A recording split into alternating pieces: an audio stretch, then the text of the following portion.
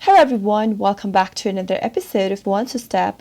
In today's tutorial episode, we're going to guide you through how to video call on Telegram. Keep watching the video till the end without skipping, and don't forget to subscribe to our channel by hitting the subscribe button. Press the bell icon so that you'll never miss another update from us. To get started, tap Open Telegram application from your app drawer.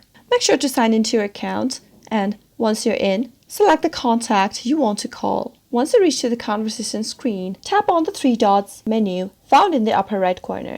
Now, from the expanded menu, choose the call option and give it a tap. This will start an audio call. Now, allow Telegram to record audio by tapping on Allow.